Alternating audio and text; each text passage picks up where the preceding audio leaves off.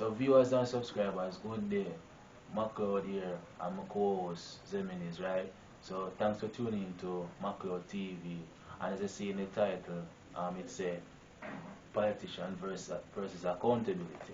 And this is a very serious topic today because a lot of times throughout our life we see or even things in the news like scandal, and a lot of times we as private citizens don't understand why when individual do things like that, like commit certain offenses in the highest order, why is there not any punishment? You hear about it, like them that say 9 days talking and then it gets swept under the rug and you don't hear anything about it again. And just let me give you an example. Senator, former minister and senator, right, of education, yeah, that's Mr. Royal Reid. There was some scandal in the news about some $20 million, misuse of public funds. And there's yet to be a trial date. The only thing we know that he stepped down from the position, right? But I'm saying that if the government is always preaching about transparency and accountability, don't you think that it's fitting to see that if a government official commits certain acts or it's commit a breach in the constitution, that person is supposed to be made an example of, right? And it always frustrating to see things like this, and at the end of the day nothing comes out of it. And it's shown in the public because, as you can see, I don't know if most people really view it, that the turnout for the election was 37%. In 2016, the turnout was 47%, right? So this 37% now, there's a lot of factors. A lot of person might say the pandemic is a factor. But we can go back to right back to 1980. That is when Edward Seago won the election, and in that time people were dying just by even voting, and that turnout was 86%. You can check the statistics, right? So last year, even before the pandemic, the 5 years ago before the pandemic, it was low. Also, it was 47%. So it's not far away from this, yeah, from this election, which is 37%. So it keeps declining. It's not a huge jump to say yes, the pandemic caused it. It just gradually a decline as years go by. Mm, yeah, so I think that's send like a strong message to the government that that a person they are tired of the democratic process, because you go getting up to go vote for a party or vote for So-called some, democratic. yeah, you're getting up to vote for somebody, all right, or a party who probably is going to not going to deliver on what they say, because they always say they're going to do this and do that, but really and truly have they done it in the 4 years when they are in office, right? So at the time people the public, I think in my opinion, I think the public has lost some a sense of trust in the government, or whichever party, right, it may be, because at the time some people are just tired of the whole thing, because a lot of time things are happening and no one is held responsible. But if it's a private citizen now, they are put before the judge and tried, and if they end up guilty or not guilty, so be it. But I've never seen that in most cases for most politicians. All me hear say them just resign from the post, and you don't hear nothing about it again.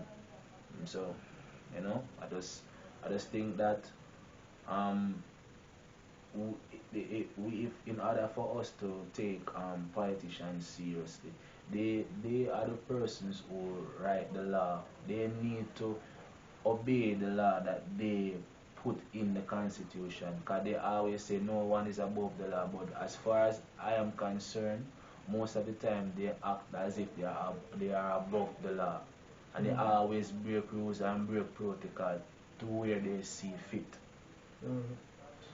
Well, as how I see it is that they make the laws, right? And what we Jamaicans do, we don't focus on the laws that they make. Because I was reading an article the other day, and it says that there's a list of laws on it about, I think it's about normal civilian, where when we start reading it says, if anyone is found in breach or support of a, or in, is found within a criminal act, that person will be charged, right? And when I start to read the one about the politician now, it says, if the politician or if a member of parliament is found in breach of the laws of the land, this person may. Big difference. May. Enough people just skip past the may. You get That's me? I key, say? that's key words. And just gone to the recite, may be charged. Why?